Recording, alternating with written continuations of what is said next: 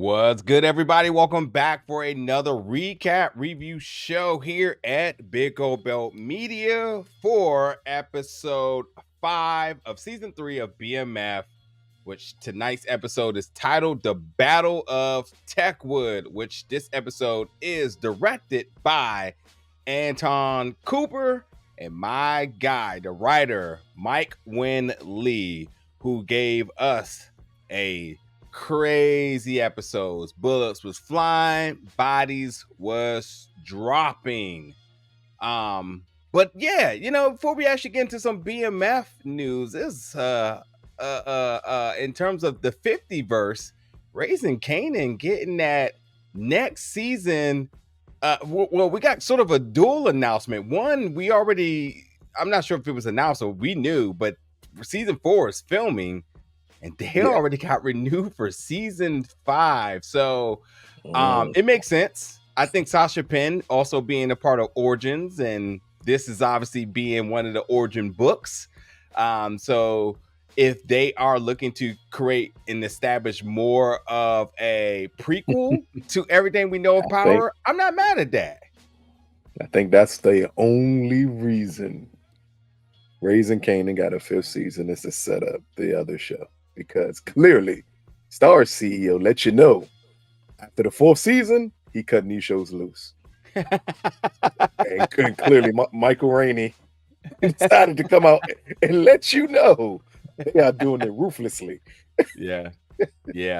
But yeah, we'll get to those shows as they release. You already know what it is. But let's talk about BMF episode 305. I have a lot to talk about in tonight's episode, so I think we should just get right into it. And now that T is in Atlanta, the first place they gotta hit is Platinum Palace here. Gotta go to the strip club and see what it's all about. Loco and them also in there. Andrew's working, but also showing Meech love. Loco's giving the props to the Flenory brothers, letting them know like, hey, what y'all did, y'all move real quick, respect, and then and Meech taking the opportunity to acknowledge his brother, saying like, yeah, we did this together, and the handshake. So that better hesitation he had for T, because Loco don't owe nobody anything. They are the plug. They can go to toot of their own horn here. So I think this very simple scene is a major scene, because now it seems that with that introduction, T could somehow, some way start to be his own direct conversation with Loco, or maybe just to build a confidence, man. Because there was a point of like, hey, I don't want to work with that guy because his first that first introduction wasn't good. So one way or another, they got to have that moment. Meech does talks about having clientele in St. Louis. This instantly tells me that that's where next season's going. Not even a question. Next season will be in St. Louis. I think they're going to keep everything grounded here in Atlanta and Detroit right now, but I think all roads leads to St. Louis, and I think this was important to the point that I almost think this may be the last time we see Loco, and I forget his name, in this season until they are needed for whatever they're going to do in St. Louis. Nonetheless, keep going on with this scene. Stack shows up. This man's all very giggity with his whole good vibes manner, and I think this should be a note for everybody. You always at all times got to be aware of the company you keep around you, because everything he doing is super suspicious. Somebody who was never really high on you and all of a sudden acting real like you my boy, blah, blah, blah. Yeah, check y'all friends out there. This is a textbook example. 1,000%. That nigga textbook example. There's no need for that. Hey, you know what? This episode really did tell you a lot of things in terms of keeping your head on the swivel. I'll talk about a little bit later on, but there's a lot of little moments in this is where folks have liked to tell you about how you have to keep your friends close, enemies close, friends closer, or however you say it. Is that how you say it? You keep your friends close, your enemies closer. Yes, there we go. Bingo. But yeah, even though that's not true, don't do that. Set you up for life. I did. That's what I'm saying. Isn't it saying you keep your enemies your friends close, your You enemy. keep your friends close, your enemies close. Some idiot came up with that saying. Clearly, it's not true. You do not keep your Yeah, enemies your closer friends than your close, your enemy friends. closer. Yeah, Yeah, you yeah, do yeah, yeah, never yeah, do yeah. that unless you want to die. Unless that's your goal. Unless the goal is to die, you don't do that. But we do see one of Glock boys up in the spot, and I'm sorry, one of Remy boys Remy. up in the spot. And Meech doing what he do. He runs up, throws the first punch, and I swear to God, if you didn't know no better, Platinum Palace is basically the UFC because there's always a brawl going down in this joint. But T Remy is always getting his observing. ass whipped. This is crazy. T was under the assumption that Atlanta was the party spot, but as he realizes that, well, it's a war. He's on the battlefield. And that's why he said, like, you know, when they get outside, it's like, what the fuck was that in there? And we also get this really quick moment of seeing Boxer Mac Attack with his Rolls Royce, them obviously glorifying, and it's a tight car, can't even fake it. The little seat popping up, got the But that's sub. the whole point of that scene is to show hidden compartments, because that's you saw the BMF documentary, you knew exactly why that scene was brought up. Yep. Thank you, sir. And then a shootout happens, and someone is shot. We don't know exactly who just yet, but eventually it is revealed that it is Diesel, and that's a part of our opening. So to you, man, let's talk about the opening of this. We did get a lot, as I mentioned, Loco and T, the move, and obviously setting sights on St. Louis at a future time, understanding what's the predicament here and what is to come in terms of the Techwood battle that we know. I mean, even by the title, the Battle of Techwood, so we know this was going to be something that was going to get we were going to start to see breadcrumbs in this pretty early in the episode. Yeah, so what did you think about the opening of everything? To be perfectly honest with this opening, I only thought about one thing, and that was, I swore Meech saved Angel. Why is she still dancing in a strip club? And don't Greenie kind of run and own that strip club? Like, why is she back at the Platinum Palace? I am super confused about this. Like, it threw me off completely when he's like, because I'm like, well, maybe that's a difference. I said, no, that's Angel. She just at Meech's house. So she did. Damn, like, can I save you? Like, you run right back. I leave for 2 days and you run back to the strip club. Like, just don't, you can't change. I said you can't turn a blank into a blank blank. Everybody know what that saying is. And clearly Angel's out here to prove that. Because I am super confused. You got censored from last week or something? No, I just didn't want. I don't like to say the H word at all. Okay, just cool. It's plenty of other words I love saying. Yeah, please like don't saying that. Yeah, please don't. Yeah, no. Really, really quickly though, I thought it was interesting because I the whole conversation about, hey, you could go make your own money. I didn't think she was going to go back to what you would assume is a very traumatizing environment, considering that not only are you going back to your same duty, you're going to the same place. So, like, I was definitely like, when did Greenie get ran up out of his own spot? Hey, that's what he might have saved Angel, but all those other girls still are under him. Where did he go? It's so confusing. It is. I don't have Angel. Even Mercedes left. Even Mercedes was trying to get out the paint. You can't get Angel out. This motherfucker for shit, Joe. But other than that, it was clearly Stacks. I mean, it was super obvious. I don't know if they needed to play it that way, or it's because they're just attempting to show that Stacks has no coof. So he can't even hide when he's being fake. And it's blatant that he's being fake here. And it's just the audience trying to see if Meech catches on. Yeah. A lot of this episode is to see if Meech is catching on. And including them using Terry at times as someone who is analyzing things. And at times we believe it's Meech not paying attention enough to his surroundings. So that's what I paid attention to most in this beginning part of this episode. The fighting, that's normal. They're gonna fight at the Platinum Palace. It's like Dream or Stadium back in the day, or the Black Hole if you're from DC. Like it's always gonna be a fight at the Platinum Palace, Joe. You just deal with. Matter of fact, back in the day, we used to have a go-go spot named the Palace, and it was a lot of fighting and shooting after every show. So yeah, it makes sense. Yes, you're right. PA Palace. yeah. No, PA Palace is the not PA Palace, but there was there was a lot of places named after P. There was Platinum, Palladium, and Palladium was man.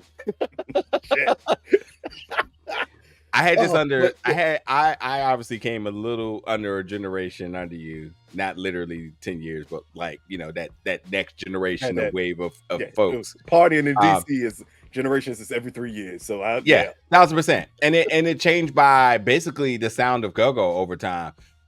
I will say that like my introduction to the club scene was I'm like overly hyped to have the opportunity to hear these bands live, because I've only heard them on CDs or watched them on DVDs, right? So the fact that I'm like, I finally get to hear them live, I'm like 1,000 things are going through your head, but you never, ever, ever, ever can take into account that folks in that joint not only buying bottles, people bringing in bottles.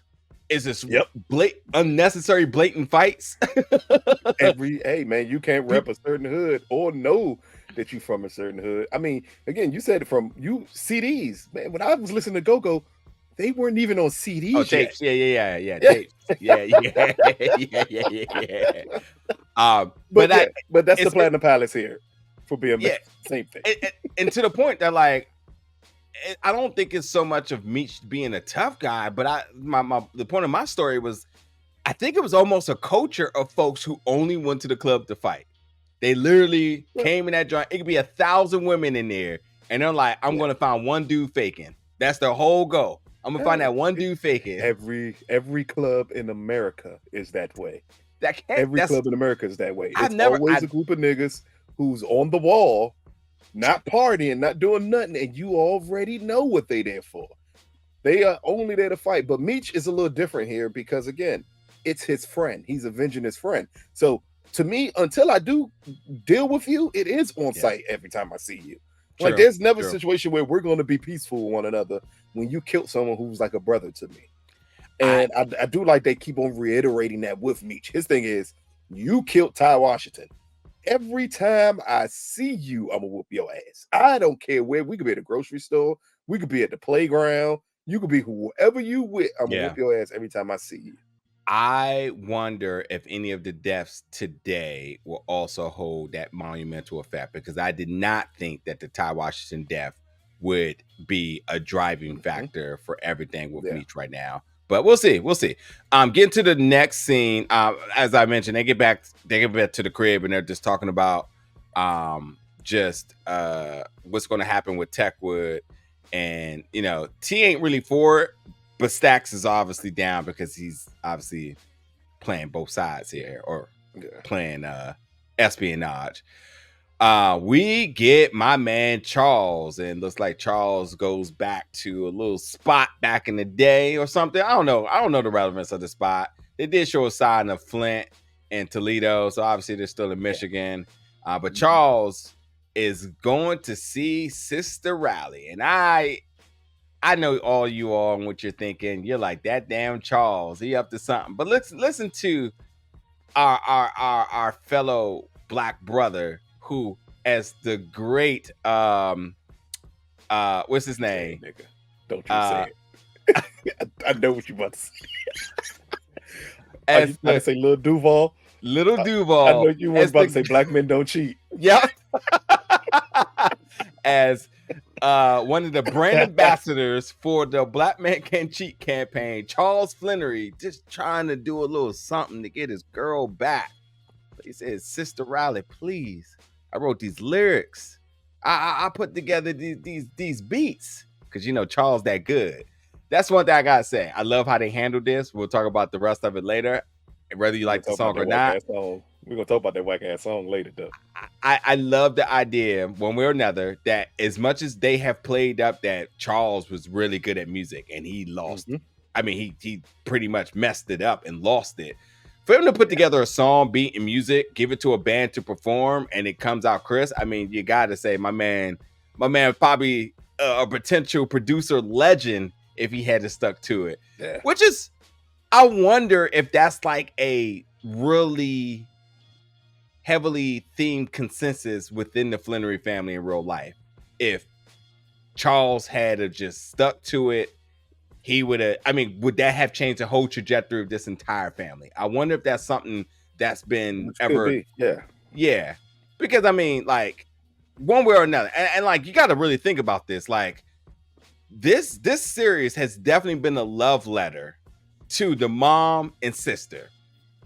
Yes. So if you look at the documentary and you look at this, you'll notice that there's particular tones about how Charles and their relationship with Charles, you know, there does not seem to be any bit of love about Charles and Lucille in that relationship, and how that must have been detrimental to the kids. And again, you watch both the documentary and this, you can say like, oh, there's definitely a narrative of sorts kind of underlined within it. So I say all that to say, like, this clearly is a moment of them possibly, in a way, having to honor something that's almost inevitable, that he was damn good at it. Whether we liked him or not, he was good at this, you know? It could be a love letter to the mother and daughter and be an understanding of the father.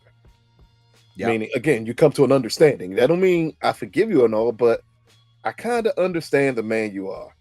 Like, he didn't give up his hopes and dreams for nothing. He gave up his hopes and dreams for his family. Yeah. And that is soul crushing. And that could be the reason he responds the way he does. And here, again, you're just trying to show that Charles has talent, a lot of it.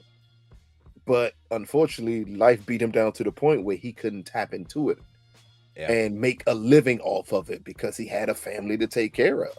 Yeah. So, yeah, he meets with Sister Riley, gets all of that. Meanwhile, somebody in the background peeped the whole thing. Now, that's all it takes. We all knew who that was. It wasn't even a question. I was like, oh boy. At this point right now, I'm like, I cannot wait for this scene later on in this episode. You know what's gonna happen. You know it's about to be messy, and Estelle, she gonna hype it up like there's no tomorrow, and certainly she did. But we'll talk about that in a little bit. So Detective Brian, who was in jail, he gets released. He asks us where his car's been impound, but they say there's a ride from outside. Did you have any clue what was about to happen here? First, it's kind of odd that the cop said there's a ride for you outside and it's a setup. That was confusing. Hey, no. But talk that it has to explain the reach here. But it's already talked about the reach that Henrietta has in the prison system. That's why she was able to protect Kevin. So here it just really shows her reach that a cop tells him, oh, nah, we set up a ride for you. And that Brian got in a car is more interesting to me. Because, nah, nigga, I can walk. Where's the impound lot at? I'm not getting no one's car here. But I do like the way, the way they set it up was interesting to me. Because, you know, you're playing nice with him. But the whole time, Brian's not an idiot. And this just goes deeper to show the man that we get to see in the scene with him and Leslie Jones later on. The way he seemed in that scene, he seemed a lot harsher than he was at the beginning of the show. And now we get to see through all of this recourse this episode why that is. Yeah. I said it earlier about, like, you know, this is the episode that seems to be very educational about either a situational awareness or the idea of friends, because the fact that Henry folks was able to get him out, you know, it's kind of a little bit surprised, but you definitely should be raising your eyebrows on a little bit of question here, because you already know how Henry rose. And you know that you done dropped the ball on what you were supposed to do, going back to the ambulance thing. But listen, man, him sitting in the front seat with somebody sitting behind him, you should know better than that. You should know better than that. And this is, and what happens to be a very normal thing. Isn't this why YFL Lucci is in jail right now? Because he was sitting behind somebody in the seat and he decided that, Allegedly. he took, yeah. Allegedly. But story has it that, like, you should never let somebody sit behind you in the car. Well, that's rule number one. You don't let people sit behind you. You don't know. Bingo. I have to know everyone in that car for you. It's equivalent of sitting with your back to the door at a restaurant. Like, are you crazy?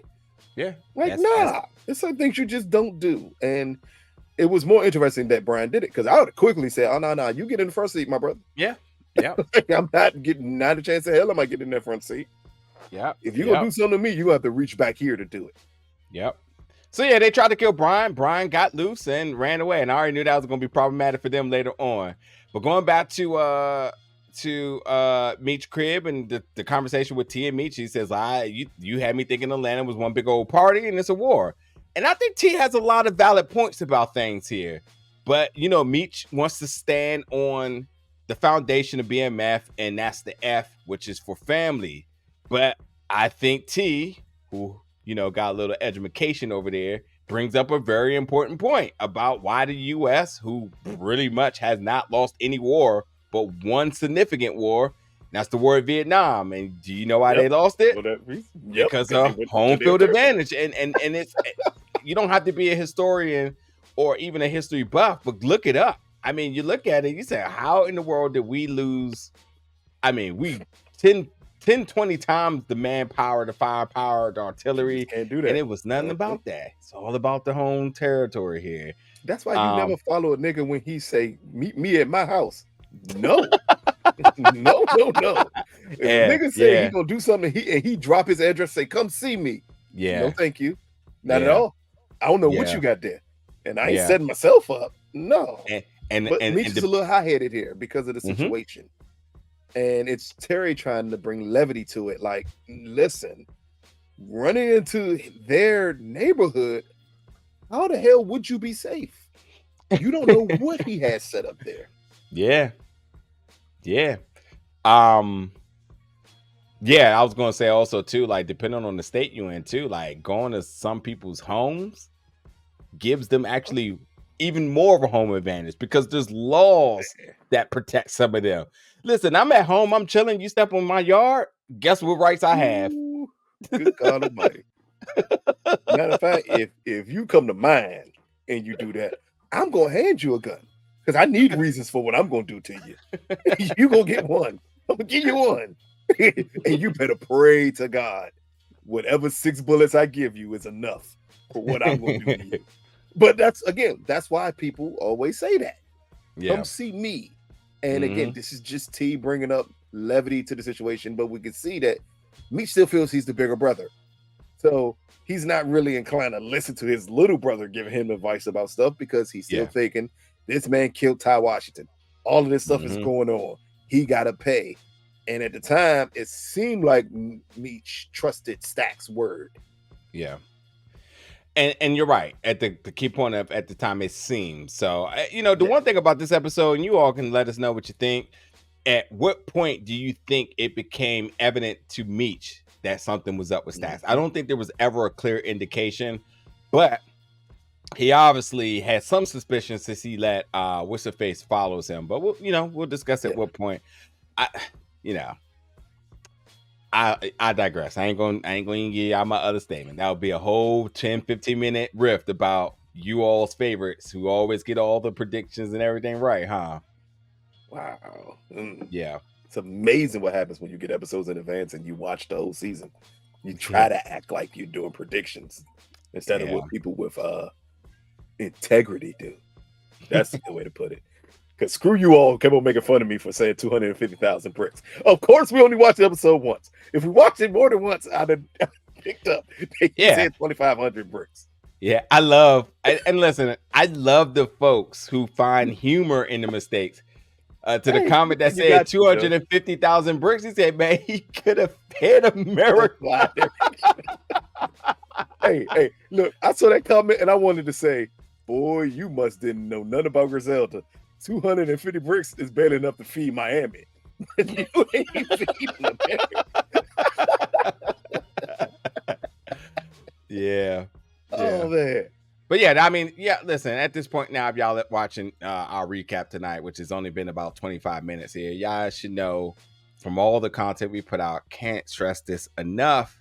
We watch it one time. We get on here and do this. Mm-hmm. And we don't try to be perfect. We ain't trying to get every fact right. Ain't trying to make predictions to be know-it-alls, none of that. We just want to be here and be a part of the conversation with you all. So once you watch that episode, you come here, we add some commentary, we get things right, we get some predictions, some putting equations together, we get some things wrong. We're human, but we have fun doing it, and that keeps us going each and every week. And we appreciate you all who comes through with that love, that energy, that support, even the ones who correct good us. Vibes. We know y'all coming, Joe. Yeah, we know y'all coming. We love the ones that correct us. Because damn it, if I didn't see that and I said, "Damn, how the hell did I think it was 250?" I know it. I forgot at what point that I realized. I was like, yeah, the math definitely did math, because when he said 10 times, I was like, well, that's not 10 times of 250. That is 100 times. Not only that, he was on a little private jet. He didn't need a 757. Yeah, one of them super maxes. Oh shit. Anyway, yeah. Again, thank y'all. Thank y'all again. Yeah, that's funny. So Stacks, Meech, and T rolling into Monte Carlo and basically just scoping out the hood, checking out the blind spots and everything. Now, I thought this scene was fluke-gazy earlier. I was like, how in the world is a foreign car? I mean, I ain't talking about foreign to Monte Carlo. I know it's American, but I'm talking about, you know how these hoods set up. You're not going to have like surveillance, people on top of the roofs, if people aren't watching who is coming in and out and giving word. This, to me, had to have been the point where Meech should have known something was fluke. Yeah. How in the world are you driving in your Monte Carlo that everybody knows is yours, in the hood, that we are enemies, safely, and no one's saying anything? But we peeped it later because homegirl, who's obviously on Stacks or her Stacks and her, well, that's interesting. Her and Stacks are in cahoots, but she's in Remy's hood, which means they might have to deal with her too. Yeah. I think that might be the next thing. Is Remy's going to have to figure out how the Stacks get through, peep everything, and there's going to be something with her, because realizing that she got those people in and out. Yeah, you're right. But at the minimum here, she's the one who got everybody killed. All those people in her neighborhood. Yep. She's fully responsible for this. Stacks, later on, when she told Stacks they're here, that was a sign, and he rushed because he knew then if they went without him, they knew that. But again, he's skipping ahead because that was later on down the line. Yeah, I love that Monte Carlo 86 beauty training day. Y'all know what it is. It's better that or the 90s and 96 jump that everybody wanted. You mean the 96 that I had the 2002 and the 2003, way better. I still kind of want to get another one. Anyway, the detectives, man. Oh, what a sad scene. What a sad developments for this episode. But we get Jen and Amberson, and Amberson's doing what she do. Jen wanted to know what were they able to get out of Lenny. Talking about Lenny, basically he sung all the songs about the ambulance, and gives up a guy named Henry. And I knew this was going to be an interesting development with them assuming that Henry's a guy. It's a good assumption, actually. But nonetheless, they put Henry on the board, and then Amberson puts ambulance driver on the board, and Jen looks over at it and immediately starts to feel uncomfortable, a little nervous. And Amberson's like, hey, are you okay? And she kind of just diverts from it and moves on. But Henry and the folks want to know what the fuck happened to Brian. I bust out laughing to watch the scene because I already knew what it was going to be. Hold up, real quick, before you jump to that scene. Isn't this also the scene with Amberson when they talk about her father? This is not that Because scene. they look at the board. I thought when they It's threw not. the Yeah, paper, it's not this one. It's the second one. Okay. It's the second one. Yeah. So Okay. this is the first one with him just being put on the board, and we see Jen in sort of a moral conflict because do she do the right thing and say it was and let her Brian, know, or does she just So, but yeah, Henry asking what the fuck happened to Brian and them saying he got away, and Henry's like, I'm tired of taking L's, man. Like I'm tired of all of this, But nonetheless, with that, Henry directs her anger to Chuck, and she's ready to rock. She's ready to throw them hands. But Chuck says, I ain't fighting no girl. This is a scene that I definitely have some comments for. But let's talk about the events of it first. So she smacks that man a couple of times, punches him, etc., etc., etc. And she gets on him a little dirty. Can't even lie. But then, at a point, he clenches his abdominal because he has an injury. And Henry, the psycho she is, cuts herself to even the playing field. So I think, right. I think at this point now, Chuck is kind of like, man, she crazy. But I think what really got under Chuck was homeboy smirking at him getting beat. Mm-hmm. So he decides to fight back. Now, I'm a person of very, I have no problem with throwing hands in the sense of like respect. Like, hey, you want to fight? Get it off your chest, etc. So I thought this was it. She got mad. She wanted to throw hands, and he threw hands back. And I'm thinking like, all right, cool, they done. I have to say, with all my chest right now, that Henry gutting this man is a bitch ass move. Thank you. God damn it. I was hoping you would say that. It's that's all 1,000%. It's not a flex of power. It's not a flex of power to me. I don't think it's warranted. I think this has to create turmoil. I it could just be me thinking it, and obviously you agreeing, but this has to create turmoil within her team, because if you're just going to just react for whatever reason, you said fight. You didn't stab me till you realize this was a fight you weren't gonna win. That's what happened. It's got to be metaphorical for something coming down the line. Hey, exactly. Because when he tossed her up, it reminded me of, I don't know if people seen it, it's a video on IG where the boy runs into the house after getting chased home by the bullies, and his mama's like, look, we don't run in this house. It's been a while. If you go out there and deal with them, or you got to deal with me in here. And he started tossing her ass around. Like, that's what happened here. And he was very adamant, though, and you got to respect him of saying, I'm not fighting a woman. Yeah. He was very adamant about that. But she kept on pushing the buttons. And then when he was getting out on her, and when she realized I'm in trouble, then you go to stab him up. And it's almost like, well, that's not what you said this was going to be. You made it seem like we were just going to fight this out. And then you go to kill him for what? For him telling the truth? Yeah. Like that. It's very weird. I don't think it's going to create a conflict, because I believe the people under her are in fear of her father more than they are in fear of her. Yeah. But that was some bitch ass shit there. That was some sucker shit there. Yeah, and they always like to attest situations like this as like daddy issues. It's daddy issues with somebody in power. So this is definitely a measure of acceptance and authority, and it's spazzing out in all different directions here. So we'll see how this arc develops, because I definitely think it's going to be a lot more of this. But anyway, Henry says, pull the protection off of Brian's kid, and then she goes and grabs the Infinity Gauntlet and says, I'll do the job myself. Put on the grill, I'll do it myself. Oh man. I'm waiting for repercussions from that. Yeah, 1,000%. What we always have to remember, and what I think they've done a beautiful job of not illustrating, or hoping that the audience is not paying attention to. Yeah. While she did have the protection for Kevin, She did it because she was instructed to do it.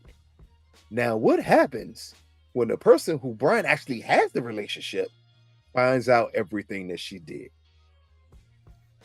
Yep. That's the interesting part here, because remember, the relationship Brian has is with her father. It is not with her. Now, if Brian goes to him and say, you know what, like, I don't know what I'm gonna do because your daughter got my son killed. Your daughter did this. Your daughter attempted to kill me. What's the father's reaction to that? Yeah. But yeah, pulls the protection off of Brian's kid, and yeah, there's that. So Meech in the studio with Rip. Rip is putting together the track.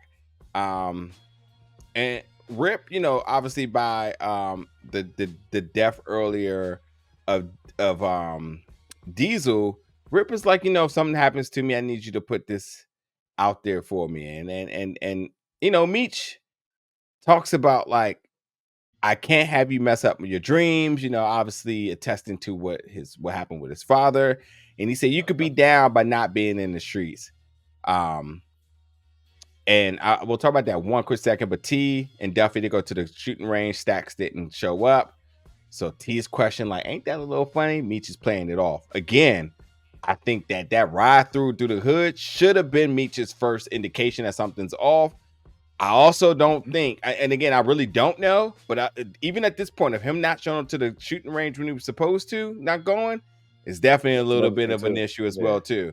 But I still don't think it's equating right now to it because why keep your brother in the dark? Why not be like, all right, yeah, I'm gonna look into it. It's kind of like, man, he brushed it off like it wasn't nothing. So it's big brother mentality. But to go back to the Rip thing, I thought it was interesting how Meech is like, you could be down but not be in the streets, and he's trying to protect him because he's like, you got something special here. You don't need to do this.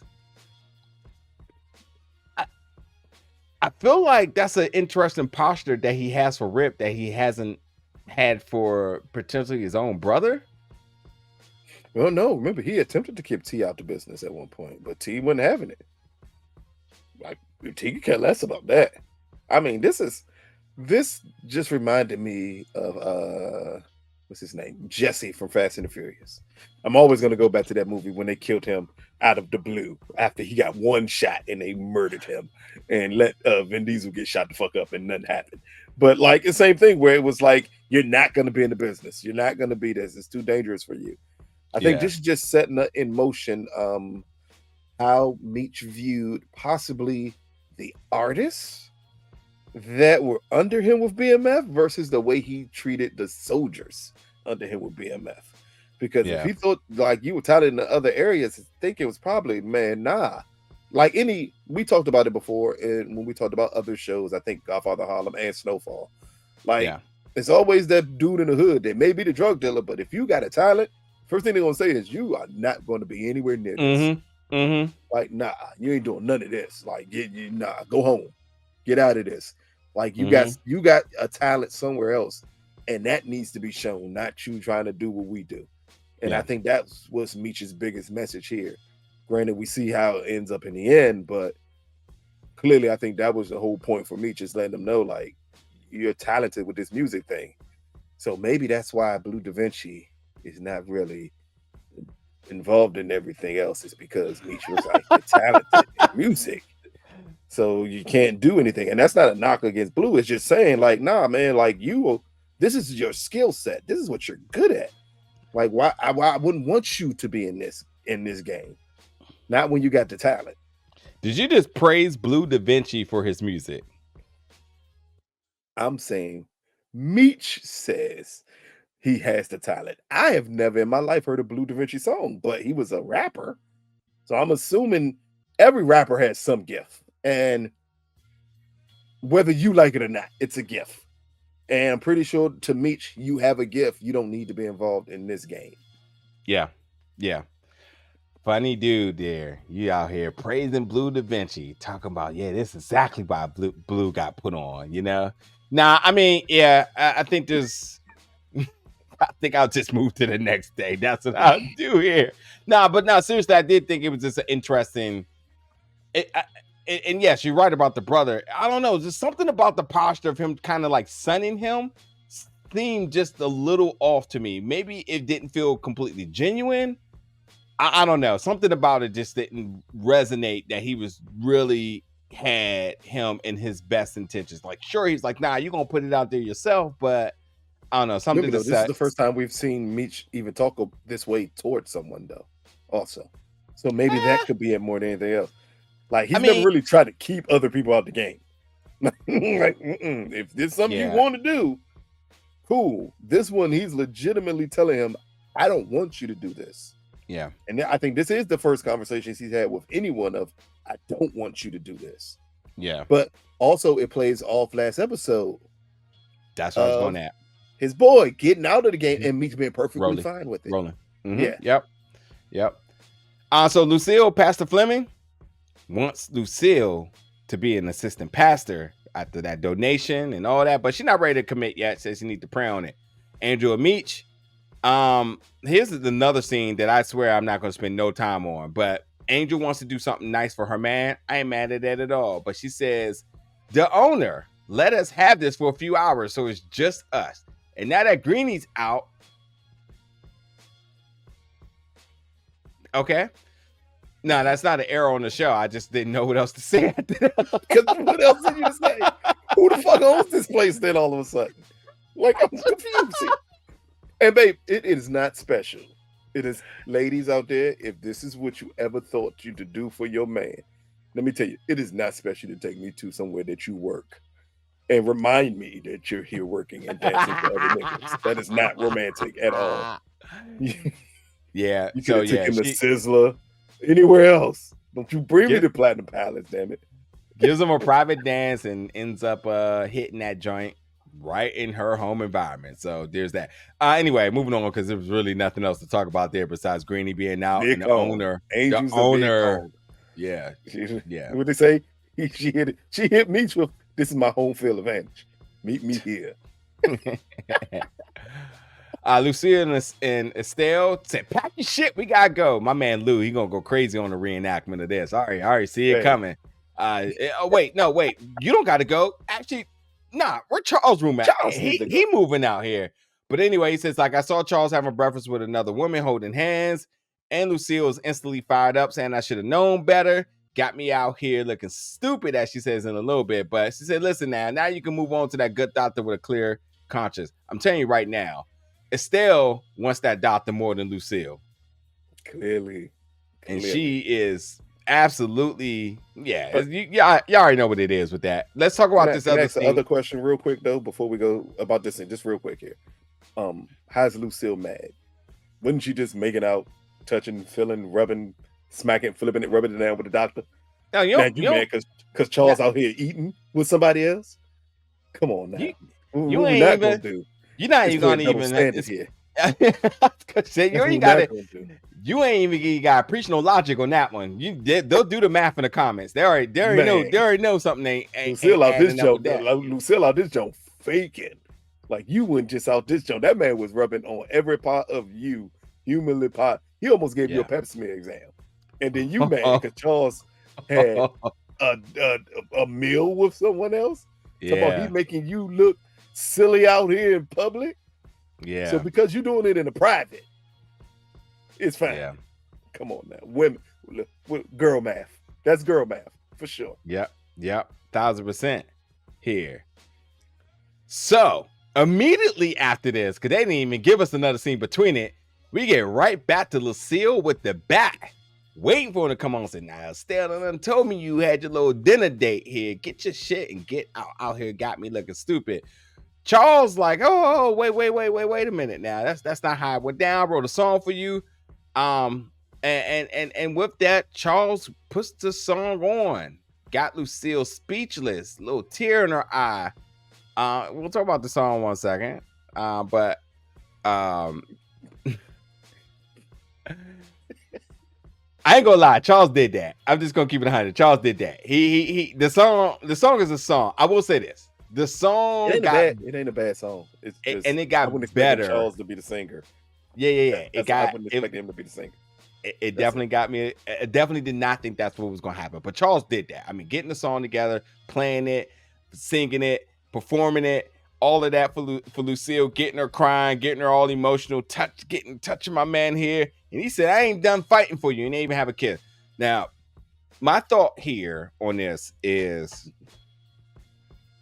obviously Lucille knows that she kind of jumped the gun on the assumption here, really blew off on him. She should have her own little bit of guilty consciousness brewing up. So I don't know what those tears were about, but Charles did he did his thing, and he said, I ain't done fighting for you. You ain't gonna try to put it back together here. What did you make of this? And I guess if you feel like talking about this song, you get her cold with the Lenny Williams joint here. Hit her with that girl, you know I love you. Hey, I'm just confused because did the song make up for the point that he fucked Mabel? Or like I'm confused on exactly what the song made up for. But yeah, I guess it's just to show that there's still a connection between them two. Yeah. Like as mad as Lucille is, she still has feelings for Charles. But again, this scene is beautiful to set up arc of forgiveness for Charles and of Lucille seemingly moving on from what happened and possibly from the doctor. And then we get a scene later on that completely blows that up. So at this point, I am just super confused on what the song did. Hey, before the internet, keep going. Like all the song did was make it with Charles and get put out that night. That's it. Yeah, it was. It's borrowed time. It's absolutely borrowed time.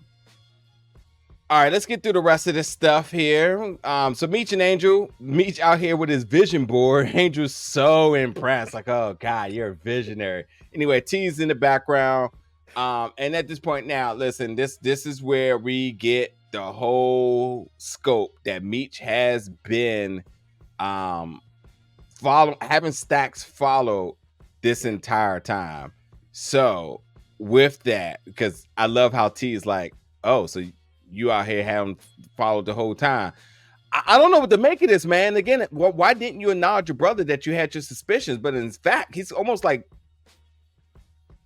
he becomes not validated for his own suspicion because Meech, I guess, needed to say that he did it first or he was suspicious for. It's just weird in chemistry with that. Like for T to have found out in the way he did, but nonetheless. I forget her name, but with her being the one following Stax, and that's Monique's cousin, sister, little sister, something like that. Yeah, whoever to connect that he got his first induction in Atlanta, just continue to prove her keeps. But anyway, says this man Stax has been playing us. The MKs did the drive-by, not Remy. That's what the OGs are saying. So at this point now, we know that Stax and the MKs are in cahoots. And this is where we get Meech telling Angel to pass a message to the dancers. So everyone having a meeting here. And this is them discussing the deal with Remy. The deal of how he's gonna make a deal with Remy because the MKs can wipe us all out. So he's gonna head to Techwood later on that afternoon, and everyone's down. So this is definitely an enemy of my enemy is my friend. Friend. So and they realize it because they said the MKs got military tech grade. They got the bodies. They got the ammunition, the firepower. We can't deal with it. We can't put up against that. So we gotta make a temporary truce in order for us to do so. But anyway, Jen and Amberson, this is the thing you're talking about here. Talk about, I didn't know your father was running for re-elections. He said, like, my dad, I don't really bring him up. I don't answer his phone calls because, well, when I was in rehab, he basically never visit me because that would look bad for him. So obviously there is no love there for that. But then Jen, in a moment of guilt, and I think because she just doesn't want to add any more shadiness or any bit of distrust between, or distrust in Amberson's life, but also between them, and says, I got to come clean about something about the ambulance, but we can't do it here. So they decide to go back to her crib to do so. They get to Techwood, everybody's looking on, and homegirl is calling Stacks, letting them know things about to just jump off because Meech and all of them are here. So Brian goes to see Kevin. Kevin is beat bad. I mean, bad. And Kevin says, like, the people that was protecting me is now beating him up. And he said he couldn't fight back. And really nothing more to say or to describe here besides it seems to be an indication that Kevin was sexually abused. So ain't no seemed about it. Yes. Yeah. So Jen and Amberson back at the crib. Jen comes completely clean about Bryant, talks about how we got to be able to use Bryant somehow on this, leverage Bryant somehow on this. And I thought this was interesting because Detective Jim was like, well, unless you want to turn me in and end my career. But Amberson's like, nah, it's not going to go down like that. You know, I feel like we're family. She didn't say this, but in other words, she's like, nah, I'm starting to feel like I have family again. Yeah, she didn't say it just yet. But yeah, she did basically say, like, I'm starting to feel like I have family again. So I think that was a part of the leniency for her saying, like, nah, I like you. You're cool. With you know, good energy, all that here. I'm not going to mess that up off of this decision that she doesn't deem is worth it, which is it's a little bit of an interesting take there too. I have a feeling that's going to be a little bit problematic for Jen one way or another, because what happens in the dark still comes to light. So no matter what type of conflict Amberson may have had in terms of being narrow and straight and honest and direct and through protocol with all this, or hiding the truth for the sake of her friendship with somebody. But anyway, so now, but she did say, like, listen, never keep me in the dark again about anything. I thought this was interesting. This is a flipping dynamic. If you remember, this was Jen saying this to Brian about all his doings not too long ago. Now look who is keeping their partner in the dark. Now, so here or there, it's funny because I think we got enough for an arrest warrant on Bryant, so they're going to probably use that. But with all of this, with the drinks, with the beers going about, with all this warm fuzzy feeling happening, Amberson's like, I'm thinking about calling my father again to kind of like get through this. I don't want to have this on my plate anymore. I'm just going to do my best to like put this behind me. So, but anyway. Says, is this karaoke? And they decide to do karaoke, which is a bonding thing, not only just for two people, but this is really deep for Jen because this is what her and her sister used to do as their favorite thing. Yeah. They get to Techwood, so everybody's getting off the streets because everybody can feel the tension getting ready to flare. And the meeting and everything's about to go down. And Remy's asking, did you come to wave the white flag? He said, no. We always going to be enemies for what you did to Ty, but the MKs are about to set our crews up on an ambush tonight. This is an opportunity for us to get ahead of that and set them up. So, he says, like, listen, like, Meech's like, I'm always thinking about the bigger picture for the greater good. Remy Ransom ain't trying to hear that. He's like, man, fuck these niggas. And everybody pulls the straps out on each other. But we'll come back to that. It's gonna be a lot of back and forth with the Techwood stuff. So let's kind of like even this out a little bit here. We get back to Jen and Amberson. They're doing a karaoke. Somebody's at the door knocking like the police because it is the former police and Detective Brian. Detective Brian says, I need your help. I had nowhere to go. Had nobody else to turn to. And it's about Kevin. Amberson is like, man, we should cuff him. He tells her to shut the fuck up. Why he do her like that? Real quick, too. Shut the fuck up. But he's there about Kevin. He knew that Jen would be somebody that he could trust and respond on that. But then the bullets get to flying. Did you have any clue who this was at this point? I mean, it's not so many options, but like, damn. Yeah, we knew who it was, but it just ringed out. Oh, this is a stupid decision. It's an awfully stupid decision to make. So you followed Brian, and you didn't think to wonder, whose house is he at before you start shooting? Yeah. Because we all know the rules of this. You know what you don't do? Kill a cop. You know what's the worst part of killing a cop?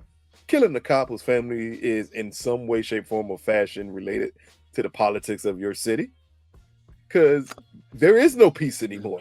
All that shit is gone out the window. Yep. Absolutely. Absolutely. Um mm, mm, mm, mm.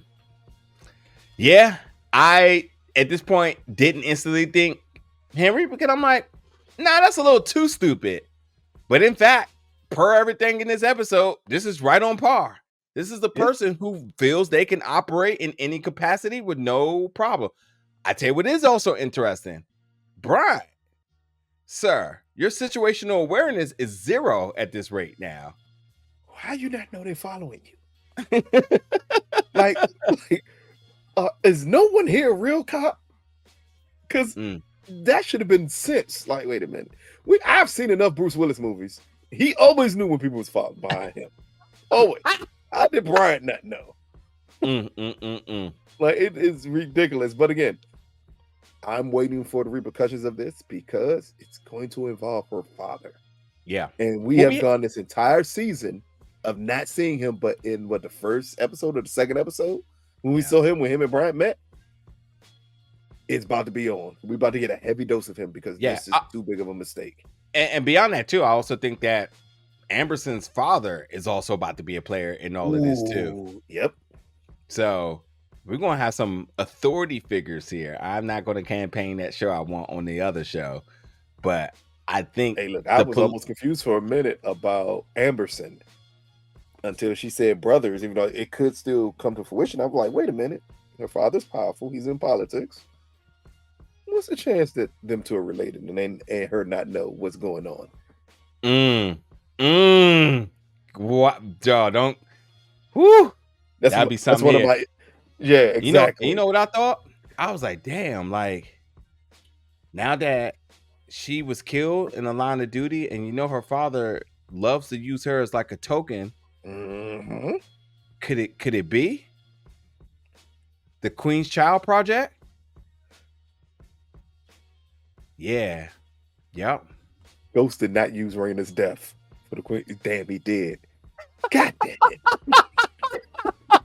God damn it. He did. She was the Queen's child. God damn it. Oh man. Could this actually be the Queen's Child Project? The Church version of the Queen's Child's Project?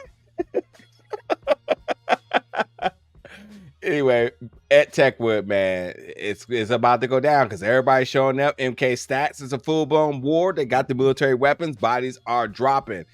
This is sad, man. But I mean, this is such a trope in these situations when the kid gets shot, who ultimately bring clarity to the severity of everything that happened. So here we are, little homie, what's his name? Milton was shot and killed by Glock right in front of Remy Ransom and also in front of Homeboy's dad, who does not take any moment to grieve, but to instantly blame him. And it's true though, because I mean, when you are Robin Hood from the hood, this is what you sign up for. This is your turf. You're supposed to protect everybody. Kids are supposed to be top priority here, you know? I'm just amazed that Glock stopped shooting. He shot the kid once and just said, yep, I'm done. Because that dad was there. That dad stood there for a minute. He should have been an easy target to hit next. Yeah. I mean, he was blaming Remy. He didn't see anybody of value, you know? He probably just, I don't know. Either way, But yeah, I also think it's important too that women were killed. Anybody and everybody was. I love that Glock said that from the beginning. He said no mercy on anybody. Yeah. Like he's like, nope, air everybody out. Because he understands, one, it hurts Remy more than anything else if he shoots up the neighborhood. Yeah, because you're supposed to be the protector. Yeah. It's like when a Joker takes over Gotham City, he kidnaps people, put them on boats, and then make them decide to blow each other up. It shows the Batman job. He ain't doing his job. Everyone else is in danger now. Yeah. And that was the goal of Glock here, to show that none of y'all are safe. Yeah. You're depending on him, but what happens if I show you he can't protect you? Yeah. Yeah. Yeah. I don't think Glock is digging that deep, but I mean, that is a cause and effect in all of this. Is do they trust their fearless leader now? How does that affect the loyalty under all the Techwood folks? So we'll see. And the red dogs are still looming. They love come Dang, through there and make an example of that's the things. other thing. I'm way surprised they have not showed them. Oh, they'll more. be there next week. Next episode. Yeah. Not even questioning. Let's get to the last few things now. So, knowing that Henry was the one who followed Brian and shut up Jen's spot, I did not have this on my bingo card so soon that Amberson was shot and absolutely will hose through her. I just no way that Amberson surviving this. So Kobe is dead. Brian got a page and left. And at one point, you probably thinking like, what could possibly be more important than right now? Yeah. But it actually was something that was more important. But the way how he sort of just bounced off let me think like, oh, is he worried that the cops going to show up and how that may look for him being there? Yeah. Or was it actually an emergency that he had to roll out? And it definitely was. But we'll talk about it in one quick second. So Techwood, it's wild, man. It's a lot that went down. First of all, bodies were dropped. Rip was shot by Glock. As I mentioned, Milton was shot and killed by Glock. Glock also takes the moment to not quite there. Are we there yet? We just about there with the whole stacks thing. Make sure I don't skipping anything. It was, no. Oh yeah. Right now, yeah. So with that being said, it is interesting that with Rip that they were not going to leave his body. Meech was not leaving his side. Meech said, "Man, you did good, man. Everybody gonna remember you through your music." So he honors him in that moment, but he also was not going to just leave his body there. The PA boys coming from Detroit, they coming through and it's going down. So PA boys and T and the BMF crew from Detroit are there. And they're getting it done, and they instantly get Rip's body out. And I mean, this is just a show of family. They didn't win this battle, but they did get their person out and was able to get out of there. Glock looks at Stacks. Stacks is running his mouth like a hothead. Yeah. We did that, et cetera. But I think if you want to really build Glock up for this sinister villain that he is, I mean, this is perfect. And he said, you did a good job, but not good enough. And gave my man a whole clip and aired it out on Stacks, and Stacks is done. Really quickly here, what have you thought about 2 Chainz's performance this season and his exit from the show now? And then ultimately, because deaths are important to building somebody else, which I already said, I think this was a really good build up and moment for Glock. But ultimately, what did you think about the whole war turf at Techwood? Stacks' death and 2 Chainz's performance. All right, so let me go backwards first. Let me go in reverse order. 2 Chainz and Stacks is hilarious. It started off a little odd. It got so much better up until this episode, but I think it was purposely done, as I brought up at the beginning of this episode. I think they purposely made it seem like Stacks was extremely fake because they needed to portray that he wasn't good at hiding when certain things happen. But up until that point, Chainz did a good job as Stacks. Stacks' death is not that important to me. And I don't think it's going to have repercussions because I think the attack on Techwood is what shows the power of Glock. It's him saying, show no mercy on anybody. Like he was giving orders out to shoot whoever moves. Yeah. That there is the threat. I thought the death of Stacks was perfect. It was, in a way, through all the violence, it had perfect comedic timing. Yeah. Because Stacks is going off doing this thing. Yeah. Next time we gonna get y'all. And you just look at Glock's face, and he just quickly like, nope, bow. It just got him once. And then he got off his one-liner, which is you did good, but not good enough. And then he lays them out. But I think the part of fearing Glock is what he did from the get-go. He said that in motion, like, I will kill everybody. And you need that type of villain on this type of show. Yeah. Someone who is going to be ruthless. Because eventually you're going to have to show Meech in a different light. Meech and T. You're going to have to show BMF in a different light. Because you can't be as Meech said in episode 1, have to become different. Because I can't run things like I did in Detroit. Now with someone like MK, you definitely can't. Because you know up front, he has AKs galore, which anybody who remembers Shada's Shower Posse, all of that, that's Glock. So like my guy from Mark for Death. Yeah. I can't remember his name right now. But when he said, "Who did it? White Boy Hatcher? I want him dead." That's Glock. That's Glock. And I again, it's a beautiful setup, and you needed that in this episode to show the true threat that Glock is. Yeah. First of all, we're not going to ever bring up any Steven Seagal's movie ever again. I told you how traumatized I was. You have to bring up, if you don't bring up nothing else, for this show, you have to bring up Mark for Death. Okay, that is the shit that is my favorite Steven Seagal movie ever made. Yeah. I watch it at least twice a year. Screwface. That's who it is. Yeah. Oh man. All right. Everybody want to live, but nobody want to die. Dog. Yeah, I swear for a while I was just like so scared of Jamaicans because I was just like, bro, like if this is how we going down, like voodoo and all, everything in Mark for Death, Joe. Yeah, I actually might need to watch that again. It's been a while. Back at the Flenory house, we get Lucille in the bed looking at Maurice's card, touching herself because, as I mentioned, the internet wasn't there, so she wasn't going to log on his Facebook and do it, so she had to do it off the card. I'm telling you right now, this y'all women now, y'all want to tell us something? This is what y'all be doing in y'all nice little silk gown. If your girl is rubbing out to a business card, you've lost her. It's over. Just give up. Give up. She wrote one out to a business card and her memory. That's it. He got her. Give her up, Joe. And Charles, on the other hand, coming at Joan, still trying to get some, not understanding. She may be sleeping with you, but you ain't who she thinking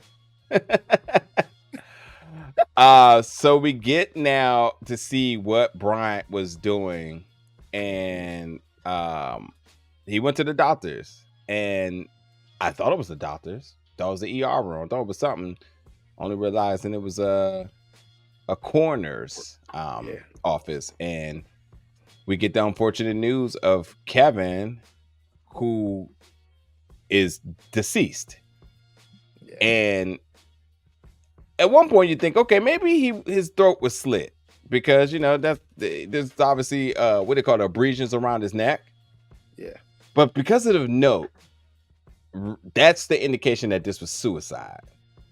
And the idea behind the note of saying you'll always be my hero, it's definitely going to send Bryant in what we know him to become. He's going to blame everybody but himself, and the easy scapegoat for this is T.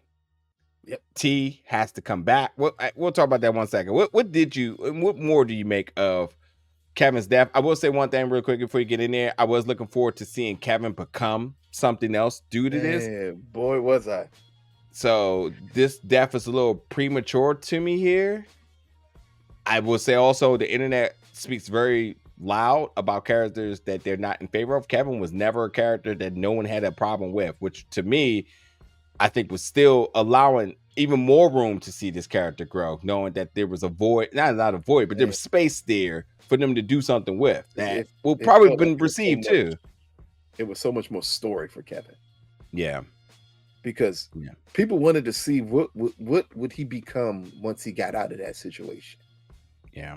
But also at the same time, when we think about it, just a storytelling perspective, it was kind of foreshadowed that this could actually be the way this would end. Yeah. Because he said it too many times. I'm not you. I'm not as strong as you. So what happens when you put someone of a weaker mindset in this type of situation? They're going to want to just leave it. They're not going to want to fight anymore. The way he talked about when he was sexually assaulted, it wasn't with tears. That's the most telling part to me. It was almost of an acceptance, like, this is never going to stop. Yeah. And then you knew, okay, that's not good. Because if you're not crying, you cry because you think it's over or you think someone can protect me. He never believed his father could protect him.